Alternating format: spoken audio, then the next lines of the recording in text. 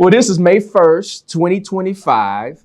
This is Gospel Extravaganza 2025, and we have some distinguished folks with us today. We just want to archive this and chronicle this. I'm so excited that you all have, first of all, accepted our invitation to be here. But I want to talk about the history and the legacy of RGE. Let's just have this conversation. I've been joking, but it's not really a joke. RGE, that's y'all call it by the acronym. Reverend's Gospel Ensemble. As we did in the beginning, we called it RGE. Really? And that's where I got it from. Later. And where did RGE come from? There was like a whole conversation. George Wilson kind of was the last person to say it should be called Reverend's Gospel Ensemble. It initially would have been named the Sounds of Joy, because at that time, well, the Sounds of Joy, Mighty Clouds of Joy were very popular in that period of time, and so the music was popular as well. And what year was this? This is 1980. 1980. Wow. I wasn't here yet, but I thank you. And Queen Mother, not to reveal your age, but I think it has to be a part of the narrative. How old were you at the time? At that time, I was 15 and a half years old. I wasn't quite 16, seriously. I was 15 when I came to, but I kept very quiet about being that young because everyone else was 17 and 18. Right. So I skipped from 1st to 3rd, 7th to 9th. And so everyone in my age group was always much older, and I was taught to be quiet and just study. And the story is, and I'm just gonna give a little synopsis because I want you to go back and fill in the gap. The story is that you were escorted to the then President Lee Burke's office with a brilliant idea. That is correct. Now back us up and tell us how we got to that. Okay, so we got to that particular point. A group of us got together. It was about 8 of us. We were bored. We were homesick. I'd never been away from home. It was church, school, and that was it. And so, being away from home, we decided we would get together and just sing. So we would go to an ensemble room or a piano room and sing. At that time, our keyboard player was Alex Bugnon, and he would play piano, and we would just sing songs, just hymns and songs. And then we decided, okay, we're going to make a group out of this. But it was really, we were horn players, there were singers, everyone was of different areas musically, and we decided we'll just sing. And we would sing, and people would come by the ensemble room and hear the voices. And they said, hey, how can we join? You know, the melon was varied. And so we loved that it was varied in melon, and with the melon being varied, that encouraged more melon, more fruits to join as well. And as they joined, we sang, we grew from 8 voices to 15 voices till we had over 35, 40 voices, 7-piece rhythm section, 5-piece tower power section, horn section, and I mean, they were brilliant upcoming musicians. We went to our advisor at the time, Orville Wright, and we made mention that we would like, you know, to be a standing band or group in the Berkeley community. In the Berkeley community, it was jazz rock. If you wasn't a member of jazz rock or country rock, you were not known. And we were already outnumbered, I would say 14-1. So the numbers were staggering. And for ladies, we were outnumbered 28-1 because it was more male-dominated schools at that particular time. And so at the time, our advisor wasn't quite in favor of it. And so then we went to Larry Moreau, who was the department head of the ensemble department. That's right. And I said, you know, we would like to have a gospel group here, just like how we got jazz rock. We'd like gospel. And I tried to, you know, finagle it a little bit. Well, maybe gospel rock, because I know rock was popular at that time. So I didn't care how we got in, just get in the door. You know, and so he says, you know, that's a good idea. Maybe I'll talk to Mr. Lee Burke for you. I was fine with that. So at that time, work study was a main concern, and we worked in the 1140 building, and I was a switchboard operator, and he said, tapped on the window and he said, Lisa, I want you to come upstairs with me. We're going to Mr. Burke's office. We're going to where? You know, because I knew it was the name of the school, and I knew he was the president, but that was unheard of. You know, and so the little brown-skinned girl, with her little white blouse and black skirt or blue skirt, whatever, we went up to his office, and I figured, well, Mr. Moreau's going to do all the talk, and I'll smile and shake my head and nod and agree. And he said, Mr. Burke, I want to let you know we have a group of young people here, and they're fantastic, because he used to come in on our rehearsals all the time. Yeah. And they're interested in having an ensemble here. And Mr. Burke was very gracious, sit down. You know, I'd never seen an office like this, so I'm looking all around. There was so much mahogany in there. It was just grand, you know, and I had never seen that grandness at that time. And he said, tell Mr. Burke what you want to do. I explained. And I guess my enthusiasm and my passion, and we sing gospel music, and we'll sing hymns. We could do a little classical music too, still trying to get my foot in the door. And he says, I love it. Plain and simple, he says, we'll start as a pilot. It'll be a pilot. We'll run it for a semester and see how it goes. If we get enough students interested in joining, then we'll continue. Well, you know, the 15 of us that was, you know, running around, we getting as many singers as we can find, community singers as well, you know, from the local churches that we worked at that time, Grace Baptist Church. I was down at Union United Methodist Church, directing there. Pastor Stitt. Yes, Pastor Ambassador Charles Stitt. Yes. And I'm catching you up a lot, yeah. And I remember Mr. Burke came to every program. He never missed a program. But it was a lot of blood, sweat, and tears. You know, it's like, what are we gonna wear for our first concert? And we weren't too warmly welcomed at first, but they wanted to know who were these lovely men children, young people, saying that they want to have an ensemble. So we had some muddy waters. Yes. Now I'm gonna come back to you in a second, because because you were there, and I'm gonna let you chew that for a second. But what was going on in 1980, Dr. Hammonds, that you were inspired to join this beta test, which we now know as RGE? I wanted to be with my fellow students who are melanated, and there was maybe 2,500 students. 1% of us were Black. 1%. 1%. So wherever a group of us were, we would be there. We ended up always being together, doing homework together, studying together, renting the room, the ensemble room. You had to sit in line in the morning to rent it from someone's from 6 to 8, and a different name on the list from 8 to 10, and a different name on the list from 10 to 12. And I wanted to be with my fellow students. I knew Lisa. Every time I would see her, she was really earnestly and genuinely warm and just a beautiful spirit. But she had the persuasiveness to get the trumpet students and the drum students, and no matter what your instrument was, it felt like you were being invited to a family gathering. And that music was the way that we communicated. We all had churches we belonged to.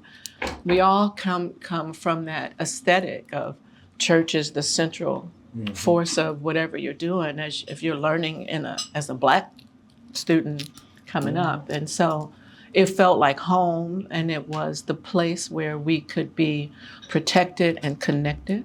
Yes. And so some of the songs we didn't know, Lisa would teach us the songs.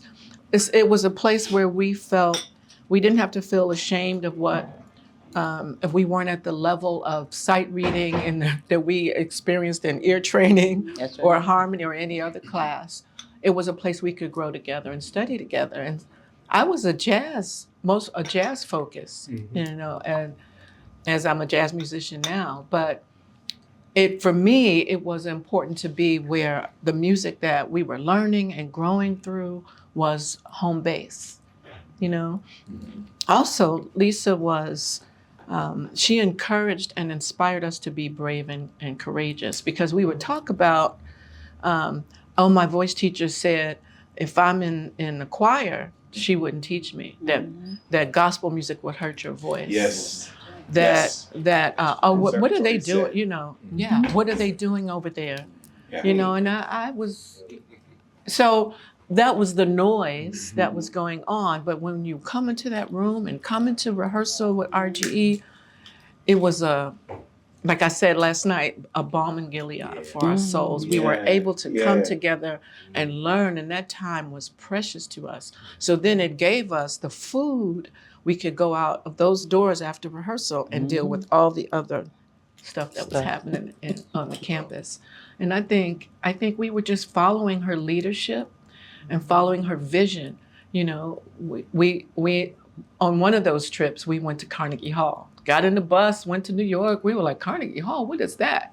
And she was, we could do it, we could, you know, so everywhere we went, sometimes if we had our own, you know, incredulousness about what was happening, like, well, Lisa said, we need a t-shirt that says, well, Lisa said,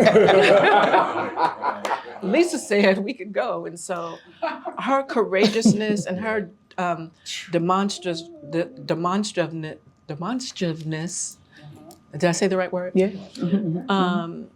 Of leadership resonated because we recognized what it meant. That, okay, she was like, go this way.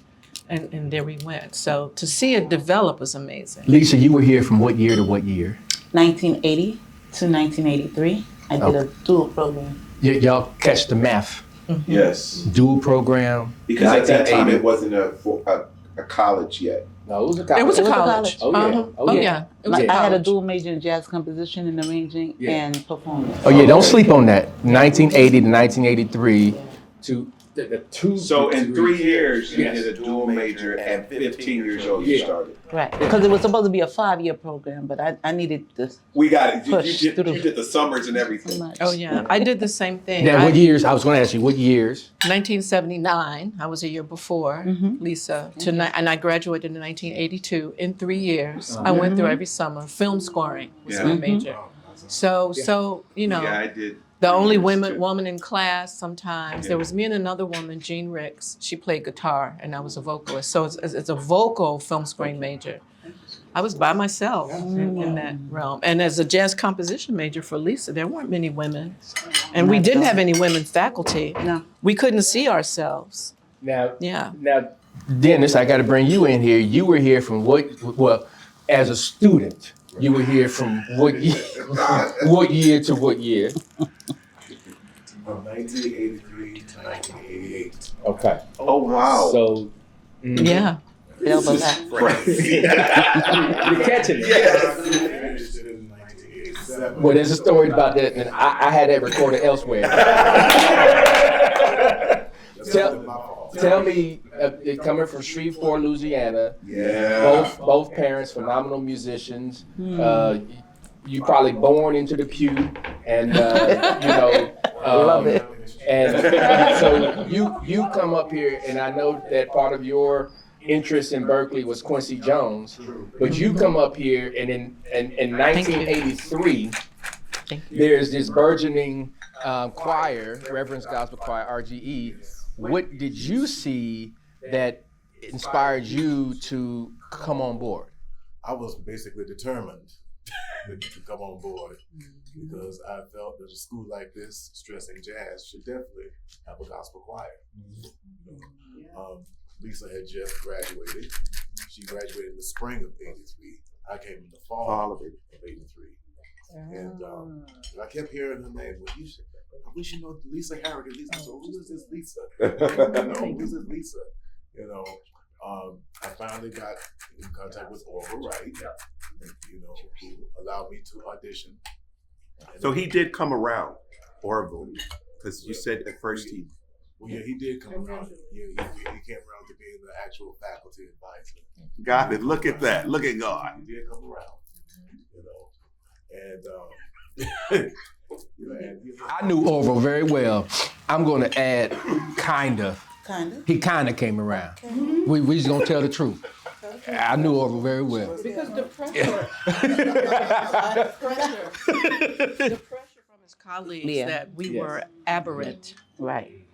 and against Yes. true pedagogical Yeah. explanation. Right.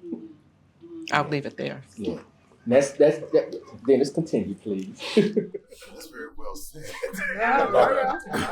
Yes, big sister.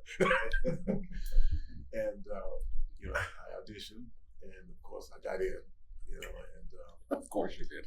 I mean, he's I'm saying, sorry. I'm here. I'm sorry. I just had to do that. I'm sorry. Please finish. Please finish. Really? You got it? I'm kind of like a prodigy, so it kind of made sense. and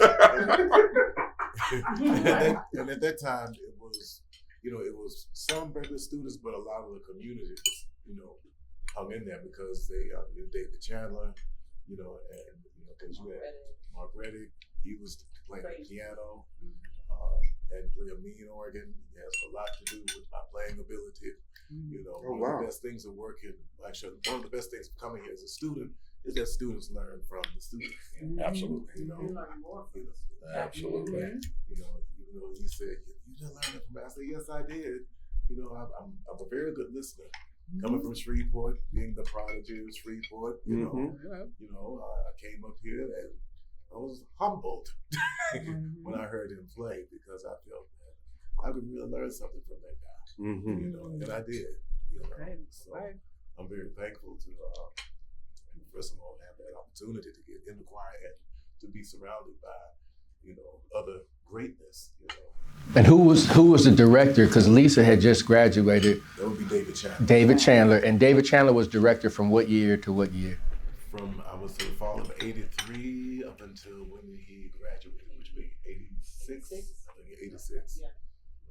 But during the fall of '84, that's when I had started being more active, in directing as well as playing.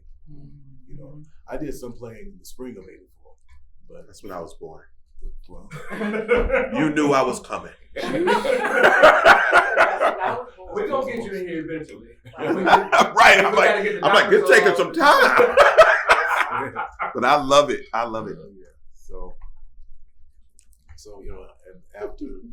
and after I graduated, then we went through a series of other conductors, starting with I don't know if you heard of Tim Owens. I know you remember Tim Owens.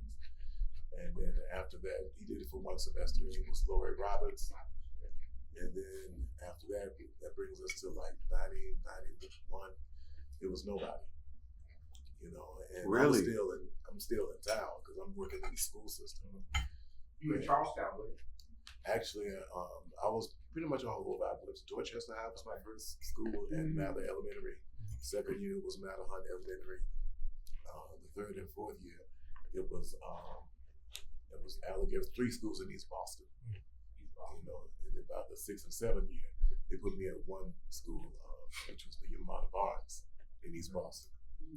So, at around this time, Karen, you come to Berkeley. What years were you here as a student? Fall of '87. Okay. Yes. So I missed all these folks. I heard their names. You don't know that Lisa started? I'm like, who's Lisa? Lisa Harrigan. No, I don't know her.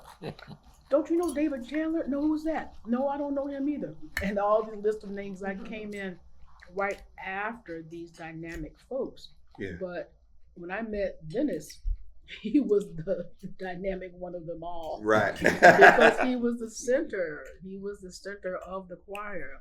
Orville was still there, being the administrator, the overseer. But Dennis, Dennis was good. I got to give my hat. I got to tip my hat a little bit, because like we have the BSI program now for the Black students. Orville, it used to be Dr. Ward Carter. We would come out to his house, all the Black students, and Marblehead.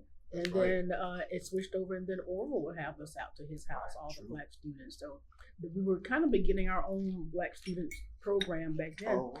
But until that program even started, before we started going to anyone's house, we would all walk up in B16, first to audition, and then to be in the choir Tuesdays and Thursdays. And that's all I heard about. I walked into the lobby of the college, and everybody said, "Are you auditioning for the choir?" I said, "What choir?" And they said, "Come with us." And we all just started following each other. And there was this long line of all these Black students. I was like, "Oh, everybody auditioned. Oh, okay. All right, here are all the Black people. Mama, we gonna be all right. Here are all the Black people." That's it. Yeah. That's fantastic. Now, Jerome, you get here what year? 94. And you're here from 94 until what, 97, right? Yeah. So we got a lot of three year. Yeah. I mean, let me just, from where I sit as a non-Berkeley alum, y'all knocking this curriculum out in 3 years. And some of y'all with 2 degrees. Listen. Well, I understand the economics. I understand the economics. I went to her. I understand the economics, but I want to overscore the brilliance. That's true. That's what I want to overscore, the brilliance, because there's a perception that when we get here that we're ill-equipped, that we don't have the fundamentals, and that we're trying to triangulate the curriculum by singing gospel instead of singing arias or singing whatever. And you all proved the concept that the brilliance was already here, the persistence was already here, the resilience was already here, and y'all conquered this curriculum, and now look at us sitting around the table honoring y'all for such. We're all 3 years. 3 years. After he finishes with his sharing, I want to comment on that. Okay, Jerome, continue. Talk to us about what you encountered when you got here, and how did you become involved in RGE? Well, I came from Miami. I had never visited the campus. I had just seen the glossy book. And after leaving Stetson University as an opera performance major, I wanted to not do that for the rest of my life. So I came to Berkeley, right? So I get here and I am green. The first person I meet, I walk into the cave, the old cave downstairs, and one of our honorary doctorate recipients screams my name. We went to high school together. Well, we went to middle school and high school together with Alex Lacramore from Miami. So he screams my name. He's the first person that makes a Berkeley connection to me. So I'm like, thank God I'm not alone. So then I started, walking around campus, and I'm, falling into auditions, ensemble placement, and then I hear about the choir. So they were like, well, have you met Dennis? Dennis is a monster. He's this, he can play.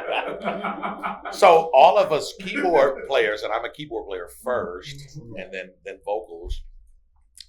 We all, we start talking, and we're like, who is this Dennis guy? So I auditioned.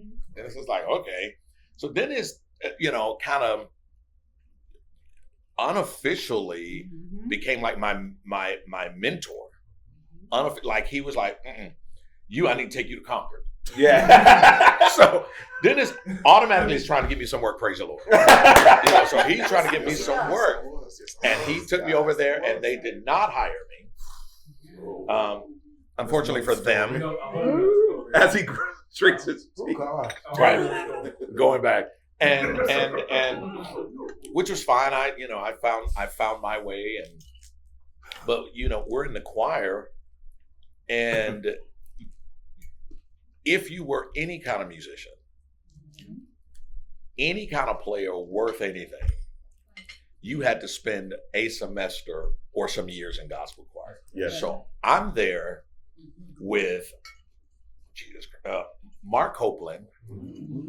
I'm there with our band was Mark Copeland. Then Jermaine Nelson comes. Oh, golly. Golly. Who was on? Who? Were you ever Rob Lewis? Rob Lewis. Yeah. We're the band. We're the keyboardists in this thing. Of course, I'm like, it was amazing, unbelievable. The amount of instrumental and vocal prowess in the room. Like it was electric. Like our rehearsals were just, I mean, they were off the charts. Like Berkeley's RGE, well, the year that I was there, and my connection is we were the ones who started Overjoyed. So I'm a part of the original Overjoyed. Oh, I was wondering when it We named Overjoyed. Yeah. You understand? That's quite true. So we're there. What year? What year was that? This is To what, think it was going to be Sounds of Joy. 94. Fall And of then it 94. gets to have Overjoyed. fall of 94, because Overjoyed started It started in 94. 94, but it didn't really take off like for real. Let me back up. RG at this point becomes the premier ensemble. I think it's important to note that RG is the premier ensemble, not only in community, but in visibility for the institution. Yes. Financially. RGE becomes the face of diversity, of inclusion, all of these things that are before that we have now have really fancy titles for. You were in RGE. So RGE was colorful. At this point, it's not just, the melanated personnel. It's everybody. It's Asian students because again, they want to learn the music. You cannot sing jazz, you cannot sing blues, you cannot sing R&B, you cannot sing gospel without the experience. So you come to Berkeley and you get in that choir, and Dennis takes you through the paces, Yeah. which we all know. Karen, he takes us through the crazies, the paces, and he, beats us all up and, tears us down and then builds us up. And then he says, I want you to conduct. And so then I became his student conductor. And this is competitions. This is New York. This is winning, our soloist, getting out front our conductors. I did not win that conductor. I should have won. But we won, awards. And then comes, and I'm going to hurry with this, then comes the Blue Note calling for Overjoyed. Oh my God. We go on a tour, 1997. 97, on a month-long tour. Overjoyed from Berklee College of Music is billed from New York Blue Note. It's not even billed from Berkeley.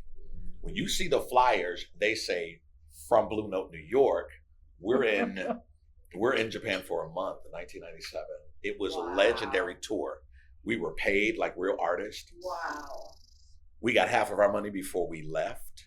Wow. We were coached by Dennis, obviously musically, and Dr. Orville Wright came in. And that point, not only as overseer, but he came in like a manager.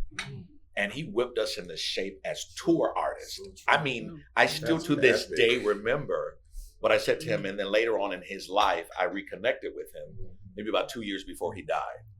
And I had conversations with him and that Hilton to thank him for what I learned as a student under his tutelage. And the one thing he said is to be on time is to be late. Yes. To be early is to be on time. I never forgot that. And while we were on tour, we're real artists. Some people probably haven't had a tour like this since. The way that we were treated. It was unbelievable. Treated? Oh my God. You understand. Yes, I do. We were introduced to not only in Japan, not only being on the road as artists, working with a world-class, institution like Blue Note, but we were introduced to technology. We were introduced to things that they didn't even have in the States yet. True. Like certain technology things that we were introduced by being in Japan, like mini disc and all kinds of things. So I have to say through the gospel experience, it really changed a lot of our lives for the better. It gave us a real on-the-job coaching experience, an experience that we probably wouldn't have gotten anywhere else. I can say that. I haven't been to another institution before. So that's how I got here. If I can interject one thing on Yes. the Japan trip, not only did we get paid as well as Orphan, but Blue Note also paid the school. Thank you. Oh wow, they brought in resources to the school, They funds. paid the school as well. Lenore, you had something you wanted to say a little earlier. Just quickly, when you are working through that Berkeley curriculum and when you are working through your classes and you don't understand what the teacher is saying to you, I would go to one of my students. I say, come to the practice room with me right now. I almost threatened them. I cannot fail this test or whatever it was. And they would walk me through whatever I needed to learn, the arranging. The film scoring degree had so many writing courses, writing for strings, writing for orchestra, big band arranging. And I was just moving at the speed of life, right, in these classes. But the most important part was every night we would organize like a train of people who would sign up for that practice room. And from 6 to midnight, Absolutely. we had a practice room and all the jazz heads would get together and work on tunes in the real book. The singers, they made us wait until the 10 to 12 hour. They said, no, make sure you have your lead sheets written out in your key. If we tried to get up there and make them transpose on site, they said, nope, sit down and transpose your chords. That's right. And we learned right there from each other. So the horn players would look over our sheets or the piano players and say, oh no, this is wrong, this is right, etc. And every night, and then on Saturday, we went to Wally's. That's right. Saturday night, and we played there. So we were each other's teachers, mentors, guides, encouragers, everything. And we would go to play in each other's recitals. So if you go get those recital programs, so when I came in at 79, it was Marvin Smitty Smith, That's right. Branford Marsalis, Branford Marsalis, Walter Beasley, Walter Beasley. Rochelle Farrell, who at the Rochelle time was Shelley Barnes, right? She was in gospel That's right. ensemble. When she joined. Cecilia Smith, Yes. vibraphonist. I mean, the list is crazy. Donald Harrison, everybody who's kind of at the vanguard, Cindy Yes. Blackman, Wallace Roney, Greg Osby, all of these people, we were students together. Bone, Tim Williams, Dwayne Broadnax. Cook. You know, so the level of excellence of the students was so high that that's what we were worried about, falling short of the approval of each other. It didn't matter what our grades were in the class. They were like, Exactly. oh, okay, you stay in the summer? I'm staying in the summer, right? And so we moved as a cohort like that. It was really important. And then lastly, Orville Wright, because I met him through Gospel Ensemble, he was the director of my senior recital, and I had a big band. So these same people were in my big band. Walter, That's right. Smitty Smith, Jeff Watts, That's right. you know, and he would always say to me, you don't know the melody. Sing that song again. I said, I do know the melody. I learned it from Nancy Wilson. He said, that's not the melody. Go to the library, get the sheet music, and learn it from there. Now, at that time, the real book wasn't quite out yet. So, and you couldn't take the music out, right? Out of the library. So you had to sit there And shift and through write music. out by hand That's all right. the lead sheets that you That's wanted right. to learn from. Absolutely correct.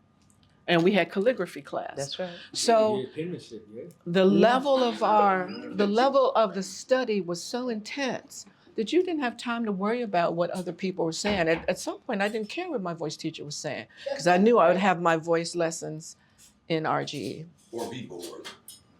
Or what? Or be bored. Or be bored. Or be bored. Let's do one thing. Dennis has to leave in a second. Dennis, make sure you get your plate to go. Just food that you ordered is going with you. And You we gotta need Majors. eat. We coming to Major. We're gonna take a picture. Major. Okay, so how did it leave off? What was your last stage? I left off talking about Overjoyed. and how that came about and what we learned as touring artists and so on and so forth. And Dennis taking us through our page. What would you last? Yeah. So go ahead, sir. Thank you. I got it. Thank you. A little bit. Thank you so much. And Jerome, so what was your last year? 97. 97. 97. And Major, what was your first year? 03, spring 03. Okay. Okay. Yes. I was going to start in 2002 after graduating from the high school for the Performing and Visual Arts in Houston, which was a popular feeder school for Berkeley. I don't think Roy Hargrove went there, but quite a few folks did. And so I was familiar with the type of study that would be presented at Berkeley. The only thing that was not as familiar was how contemporary it was going to be, because I was on a track as a kid from the church. They called me choir boy, a kid from the church that studied classical music, like, Jerome as well. And that was one of the connections, because I always admired how Jerome also, sang from a more quote unquote technical, which now that I've gotten older, I'm just like, yeah, sure, it's all subjective. But I would say, and this is learning, because we were indoctrined to believe that classical was the quote unquote right way when singing is singing. But I'll say this, I did not think Berkeley was going to be where I was going to be because it was so classical. I was doing intensive with Juilliard and all that, and I thought I was going to be signed. American Idol had some dealings with them, and Berkeley had made the biggest impression on me at our college fair at HSPBA, and I was just like, let me put a pin in it. We'll talk later. But I'm supposed to be a classical singer. But I remember, similar to what you were saying, that the conservatory was telling us that singing gospel ruins your voice. When you come here, you won't be doing that church thing. I remember those instructions, because it was New England was my first acceptance conservatory, and literally those were the clear instructions. Don't come here with the church stuff. And I was just like, whoa, that's crazy. I'm choir boy. I mean, literally. Yeah. Literally. I'm choir boy. How this gonna work? And so it's just wild. The Romans 8:28 of all things working together, and how divine it was when Berkeley. I was waitlisted for Juilliard, and it crushed me because I had done all this study with them, and they had me on the wait list.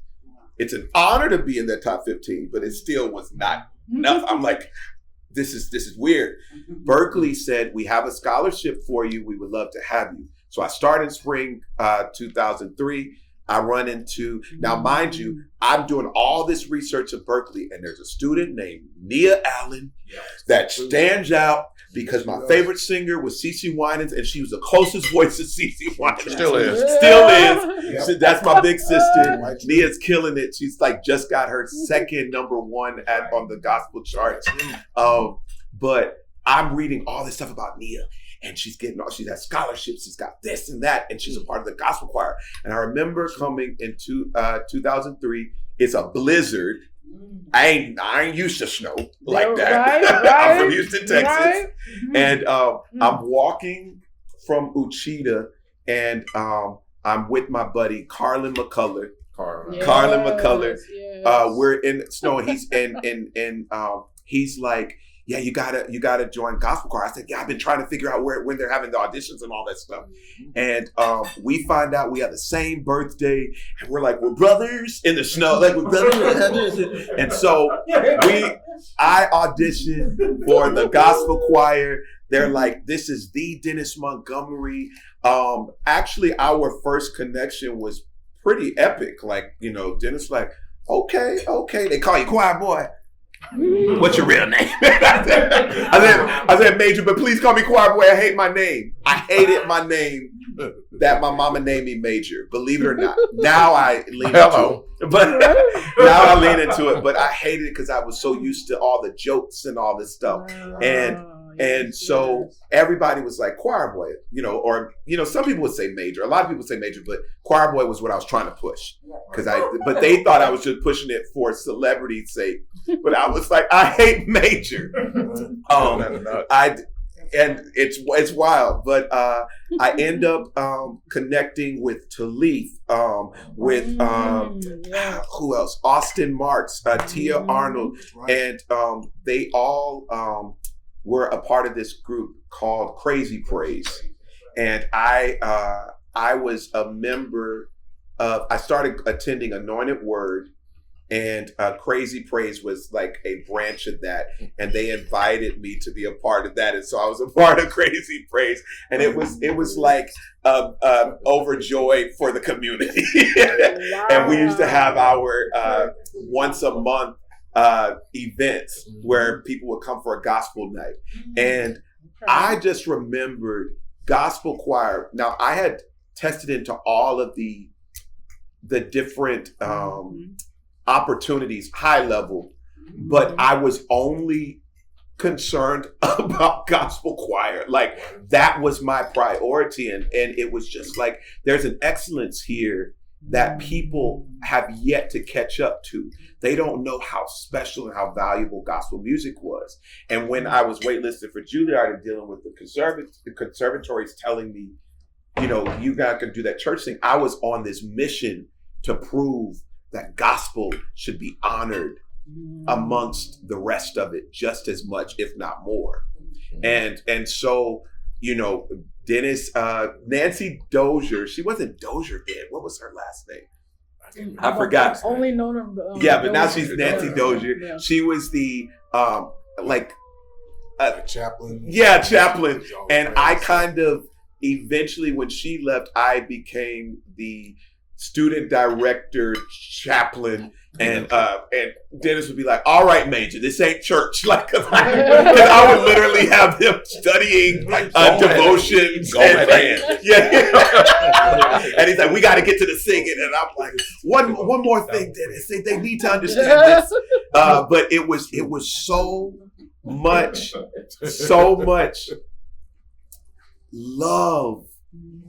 In gospel choir, it was literally our family reunion, because right before it and right after it, we congregated in the media center. That's where they have where they used to have for the it was almost like our library area. Right before you get to the library, it was that opening. Yeah, and we called it the media center. Yeah. And so we would all congregate there, and then we all go over to gospel choir. And they switched it to Mondays and Wednesdays. Right. Yeah, because you had Tuesdays and Thursdays. We had Mondays and Wednesdays.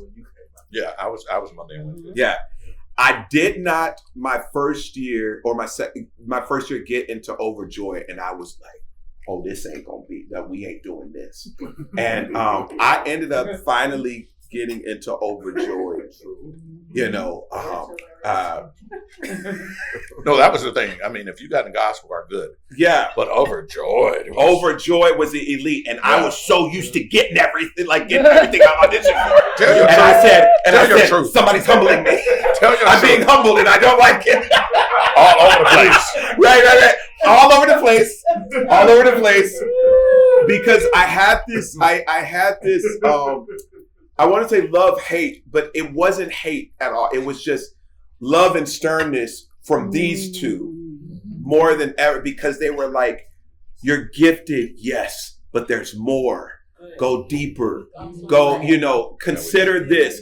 In your quest to be a voice for everybody, realize that your intentions may be pure, but sometimes somebody may feel overlooked, or sometimes it may pull the attention from somebody else. And it wasn't fully complete. I'm just like, why are they so tough on me? Like, I'm their folk. Like, much more was required. Yes, and I see it now, and I actually started seeing. But I started seeing it. I think in my the end of the years with Berkeley, but before I was just like, why are they so tough? Like, this is crazy. Donna McElroy wouldn't let up, and I'm like, lady, chill. Like no, she does not let up. Something really important for us, and all of the ways that our careers have germinated from gospel music, Yes. and that there is still a stigma about studying gospel music among vocal teachers and educators around the world. So, and so the research and the information about it is important for us to focus in on, so that the generations behind us don't have some foolish vocal teacher saying this hurts your voice. And so I'll tell you something I learned when I started my educational journey at the HBCU that I was taught at for 20 years before I came here, and I was director of vocal jazz. And when I got the job, I met Dr. Bernice Johnson Reagan at a conference, and I said, Dr. Reagan, I got a job. I'm going to teach vocal jazz. Can you give me some tips, or what should I read? And she paused a minute and she said, teach the babies that Black singing is textured singing. That part. And she saw the puzzle on my face, and she said, I said, well, I was trying to formulate the question, and she chuckled a little, and she said, just teach them not to hurt the extremes of their voice on the high and low end, but that Black singing is textured singing. That's right. That's what it is. And when teachers don't understand that, Right. they think that your fast vibrato or your vibrato is a problem, or they think that the growl or the things that are characteristic in Black foundations of music are something aberrant. Yeah. Right? And so I think everything that we've learned from Lisa all the way up, that imagine a book, imagine research articles, imagine a book Yeah. that guides vocal educators Yes. in the things that we've learned and know and understand and all of our careers went in different ways. Right. But germinated from here. Yes. So the babies need to know, all the students now, they need to know, this is home base. Yes. The same way they tell you that, Baroque music, if you're not doing Yes, that. yes. So your European music can't be the centrifugal force No. in what we learn and what we teach. And really dig deeper, you know that the etymology is Black spiritual expression that informed even classical music, that informs all of these things. And so you are so on it. And one of the the points of advocacy that I did for the gospel sector was through the GMWA. And also, I used to go there and tell them there should be an official relationship between here and Berkeley. Right. And I would have the conversations with Roger and a number of them to say, listen, I understand Berkeley is trying to get students that already know how to read music, but I guarantee you there are musicians that can run 20 circles around some of our best students that learned it by ear.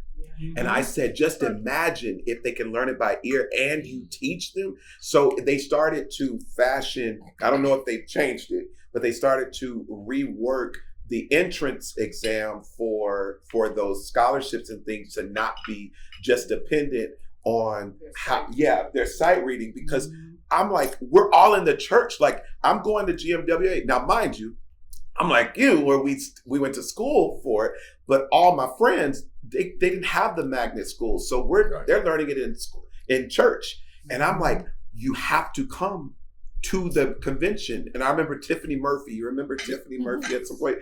They sent both of us, and I'm like, Tiffany, watch what happens. She's like, I already know, because she was kind of church, but she was like, church. I said, no, watch what happens. We sit in there and see the genius of Black musicianship. And she's just like, Major, you're onto something. This is it. And if I could piggyback, and I worked with GMWA from the other side, from the educational, being a wanting to be a faculty, and they were like, whatever you want to teach. Right. And the other thing that happened at Gospel Music, the other thing that happened at Gospel Music Workshop of America is Disney caught on. And then I had an affiliation with Disney and GMWA. So what happened was they knew I was going to be there. So they were like, you read music. Yeah. So I was the accompanist paid by Disney through GMWA to audition and be in the auditions with you, if you will, our people. Yeah. So they would come in and sing Total Praise. And I'd be like, all right, I got you. Then it would be like, do the part of Mufasa. Yeah. And I flip the book over and I'm reading and they're trying to teach and I'm helping to coach the student, the person who, they're not big readers. Yeah. But they could do this role. Yeah. And so you have this sort of full circle thing going on that people are starting to understand that that which was overlooked is actually your real gold mine. Yeah. It's a gold mine. Because with that, you could read from here to Timbuktu, but your ear. Hello. Right. It doesn't matter. That part. And that's that was a statement, because without an ear, you can't. Love you, Dennis. See you soon. You see you tonight. Oh yeah, I better be there. Are you better? Hey, you better be there. That's right. You got another outfit, or you wearing that, which is still nice? I'm wearing this. Okay, now, because I was wondering why you were so sharp so early. I'll be in this all day. You look good. Don't feel bad, me too. All right. You look good. Being so busy. What up, Saul? How are you? That's right. We're going to listen to Gospel Keyboard Technique class. Okay, all right, okay. All right, Dennis. See y'all later. But yeah, I just think it's so amazing how the common thread is initiative that we took beyond ourselves to make room and space for others to enjoy. And it feels so cool to know that even preceding, I kind of knew Jerome was that because he was a teacher and faculty during that time, but to know that it existed well before, there's a history of how this. I'm blown away. No, I'm just listening to your story. It's interesting, Major, that you brought up in Laura as well, how people really didn't reflect on gospel music as being notable. Yeah. And there are many gospel musicians that are classically trained. Yes. I remember also training under Mr. Wendell Cumberland out of New York City, and he was very pricey at the time. My mother was a single parent, my father passing very young, and not knowing that he was actually the vocal coach and trainer for a young Leontine Price. And so you could imagine how much he pushed, really, really, really pushed me. And I remember going to him and I said, I want you to hear this piece. I sang my classical aria as he wanted me to. And he never called me Lisa. Lisa! Lisa, I always felt like I had to sit up really straight. Lisa, there's nowhere here that you should continue with that music. And I said, what's wrong with that music? I love that music. The music, it speaks to my heart. Let me sing another song for you, because I wanted to convince him that singing gospel music was also an entity. And I said, in fact, if you give me one of your arias, I might twist it a little bit and give it a little flavor. That's exactly. I wanted to give him flavor with it. But needless to say, it's so true how you can be a classically trained musician, and nothing wrong with that. It just gave us better skills. When we got to Berkeley, we were able to test out of ear training and harmony. Showed up different. We tested out. We vocally showed up different also with having that trained ear as well, because it also educated the one that just came from only the church experience, which is nothing wrong with it, but it said there's more possibility to this. There's more breadth to this. And an example of it last night, yesterday in rehearsal, when David Chandler stood up with the young man, Dreon, he said, I could help you if you want. And so he started doing the parts. You need an ear to do that. Absolutely. Right? And then Dennis would come up. He says, okay, no, it's this do. And he started talking about the ear training notes. Oh, no, it's me so. Right? And so, he got it in We anyway. love that language. I came to Berkeley. Because I was church, I was classically trained, but as a pianist, I did not know the jazz Nomenclature. I did not know it. So That was not what he was. no. He had another word. I do, but I love it. I love it. No. This is the education world. We'll go with that as well. We're with you. I did not know. I didn't know how to call a G minor 7 flat 5. Yeah. I knew what it sounded like. Exactly. But I came to Berkeley because I was like, I want to know. I want to be able to look at it and play it, and I don't want to ever be the underdog. Mm-hmm. So even with my students now, I take them aside. I mean, I teach them all. We love them all, but I do take them aside and say, "Listen to this. Mm-hmm. You are to never. That's right. You are to never That's right. come in your lesson ill prepared." Mm-hmm. That's right. Even I've taught some of the top gospel and praise and worship people who've come through Berkeley, Right. and I'm like, no, we don't underachieve. No. We don't, you come in. One student was funny story. I'm gonna say this. He was. I made him dress up to his lesson because he felt better, looked better, There we go. he sounded better. Here we go. Come on, bro. He was not allowed. I didn't do this to everybody, but this particular student, I said, "You're not allowed to come here in your bedclothes. Mhm. Get dressed. I want slacks and a button down when you walk through my door, or you won't have a lesson." And when he did that, whatever techniques, all of the music and That's repertoire right. that we were, That's it went right. here. Poof. That's right. And I was like, that's what I'm talking about. It makes a difference. It makes a It difference. makes a difference. And we don't dress or show up the way that let's flip it around. When we dress and show up the way that others assume we're going to do that because we aren't bringing all that we know that we can bring, Sure. and they're okay with that Mhm. because they don't want us to excel anyway. So they say, "Oh, I guess that's just the best they can do," and then we begin to buy into that. Mm-hmm. And there becomes the downfall of someone that could be brilliant, Right. but never had a chance to really grow and be Right. and reach their potential Right. because of the environment and the educators who are actually jealous of what the students can do. So Well, they yeah, we don't did want have to do some jealous anything, educators. right? So they don't want to do Lord have anything mercy. to see the students excel.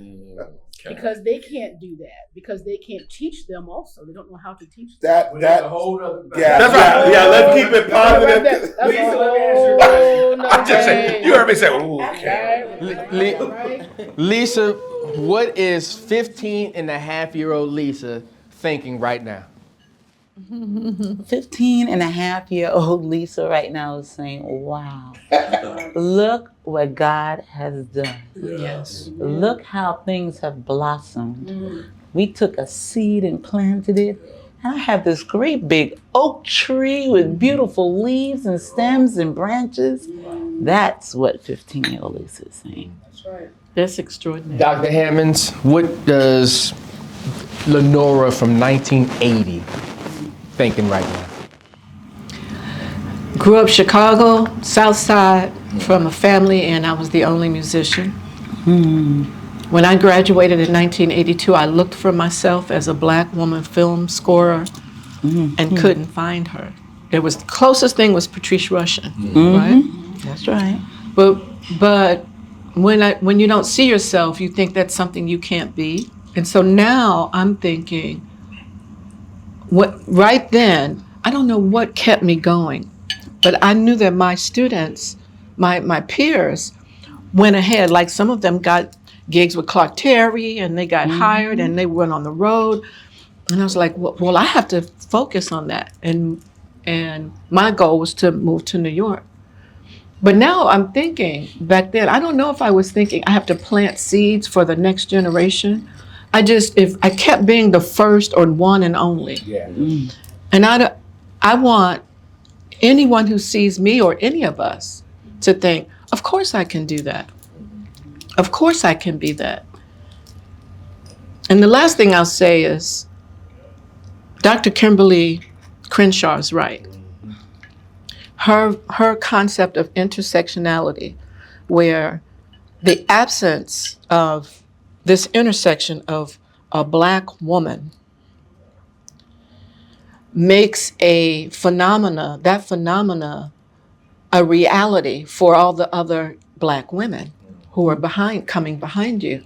So that Lisa was a Black woman starting this journey, made sure that other young Black women can see that you can just have a little vision, a little dream that becomes a big oak tree. Now, I don't know, were there other women, Black women directors of RGE? Yes. Yes. You. Okay. And so she laid down a kind of path for us to come after that. And if each of us take that servant leadership mentality that you have taken, because Dr. Price, we're having this conversation and these events because you insisted, the ethnomusicologist that you are, the pastor that you are, that the flock needed to have the information and the representation and the example of. And you put it before us. And so now in the room last night, what's the young director's name who said, I didn't even know Lisa existed? Drion. Not Drion, but after Drion, Michael. Bradley. Yeah. That Michael said, wow, right? And it's so important. It's so important that we're part of a tapestry that 50 years from now, when you said that Reverend's Gospel Ensemble created an economic context for the things that Berkeley stands on now, that unified strategic mission that's coming down the pike, that everything that Berkeley represents is based on the African diasporic traditions. That's right. So I didn't think that at 18, but to venture into something where everybody thought I was nuts, to film scoring, what's that? I was being led by the example of Lisa and my classmates to get through that very difficult major, where one of the teachers said, you should change your major. This isn't a major for you. Absolutely. Karen, Dennis is known as the artistic, sustainer, trailblazer,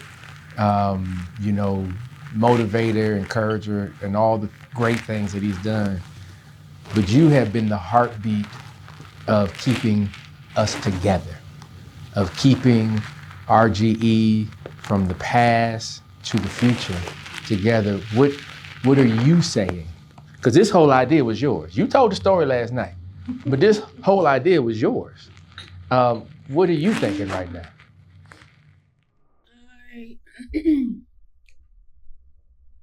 I'm encouraged, or my level of encouragement has reached a new height. Because for a minute, I will admit, and Dennis will agree with me, we put the hope of this happening, we put it aside. We tried before, and we got all kinds of, well, we can't do it now because of, let us finish this first, And it was a lot, so much of that we said, okay, this is just never gonna happen. And we should just be okay with the greatness that we experienced in those years, and just be thankful for that.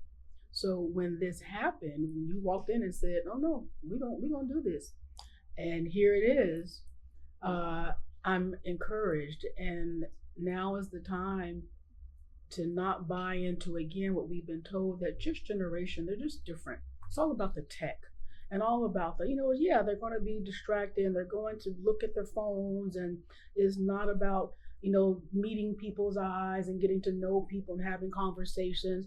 And I will admit, I began to buy into that.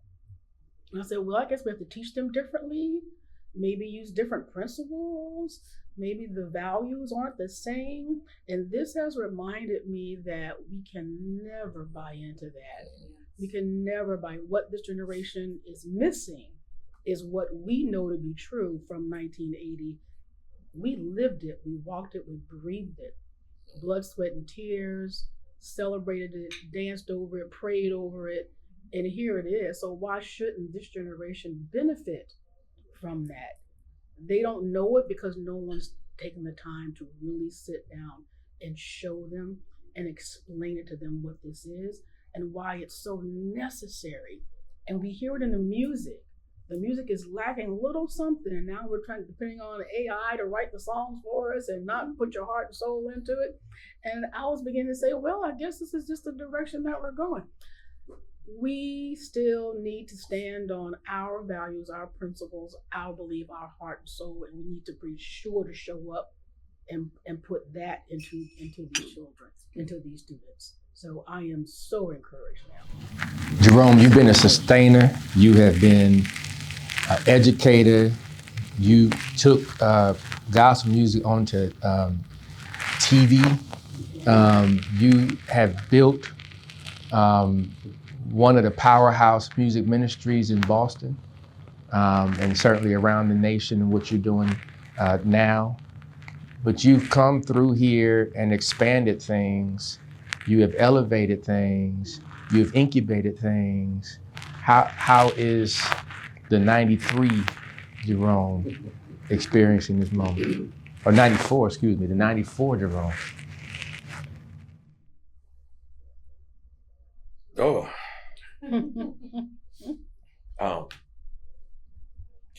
I didn't see it as that.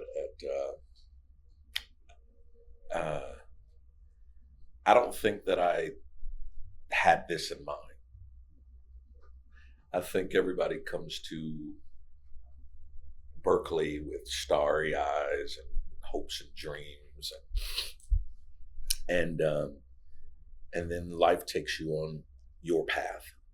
You know, I am, like Karen, inspired, but I will tell you, from the educator side of me, probably about 10 years ago, God spoke to me and told me to start thinking about legacy, which then changed my approach. There comes a point in time when you stop necessarily dreaming of the stage, Major, not that you don't want to be on it, not that it's not attainable, but your focus is not that, because that's temporal. It's almost like you grow up and you get to a point where you realize that that's just a moment, and moments end. But if you invest in someone, human, you invest in another student, you invest in another person, you invest in someone who may even be your same age, that outlives you, and that lives down through history. And so I am here, because you're here. You're here. You're here. You're here, Dr. Price. Even in what we're doing in Africana studies, who would have thought? Right. I thought we were trying to do something when I was a student, when they put me in the diversity committee. And that was funny. And then Major, you're here. That's right. It's all these pillars and testimonies, bridges and stones that are in this room. And so it's, I don't even know what the word I want to call it. It's as if I'm sitting with the elders. Yes. From a spiritual standpoint. So I'm a little bit levitated right now, not because of the accolades, but because of what is represented here. That's beautiful. It's a divine moment. I mean, really. Amen. I mean, really. Who from start to present, many people don't get this opportunity. And so thank you for the honor. Thank you for the honor. Major, you have been one who has given so much to so many. And I would even venture to say that the much that you have given to many sometimes has been misunderstood because of misperception of your energy. And yet the manifestation of all the things that you have invested in, to look at the relationships that you have, to look at the things that you are accomplishing, both on social media, but behind the scenes that nobody sees. What is the 2003 major? Choir boy. Because that's what I remember. Choir boy. What is choir boy thinking now? I'm just blown away. I'm humbled. I'm grateful. I'm inspired. I'm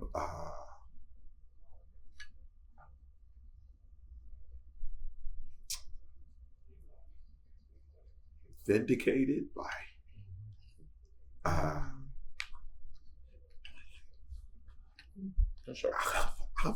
so grateful. I've experienced many stages and many amazing things, but this just hits different. And I promise you, I know I'm a big personality, and I know my intentions are often not always understood, but I promise you, it has always been for me how the collective of we can win big. And I will go to whoever I need to go to make sure I get access to what can make this work for everybody to win. And but I'm grateful for everybody in this room. But I want to say thank you for because like it is an oak tree. Like, so if me going platinum is because of your yes. Like that's what I'm saying. Yeah. That's the fruit of the tree. Like, that's what I'm Hello. saying. No, seriously, Like, Jerome too, everything. Yeah. And I'm getting older now, so I weep like a deacon often. I'm using the tablecloth to wipe my but I be weeping like on the spot all the time. I saw you at the corner of my eye. I'll get you later. Yeah. I'm just so grateful that a 15-year-old would take on such a huge thing as Berkeley, and then in her time get to a point where she says, I have an idea. That's hello. That's everything.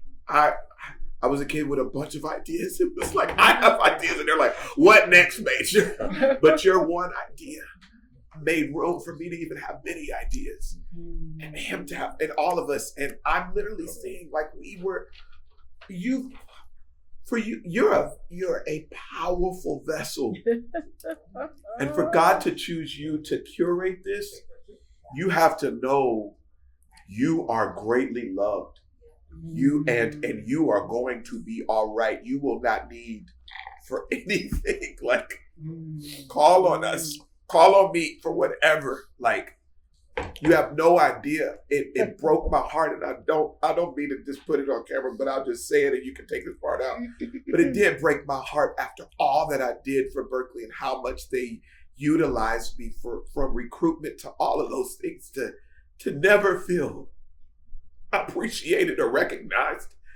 I'm like getting this and getting that, and I'm like, everybody but Berkeley is acknowledging me, and it felt so weird. But you come into this school and you celebrate me. You celebrate me. You have no idea, man, how powerful that is. Yeah. This is my Grammy. This is like all of this stuff. It just hits different. I see Roger out there. I'm at events with him. And I'm like, Roger, I stood by you and supported you, man. I haven't heard anything back from Berkeley, and to be honored by someone so brilliant. You're brilliant. You're a black man. Like, it's just like all the things. And you just the anomaly. And I'm honored. I'm honored to be in the number of you all's consideration.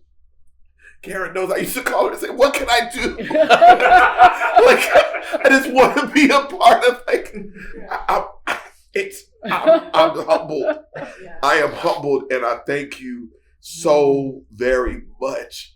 Brother Emmett, thank you so very much. Thank you so very much to everyone in this room. Thank you so much. The shoulders. You know, Shoulders. Dr. Emmett, I have to echo on what Major said.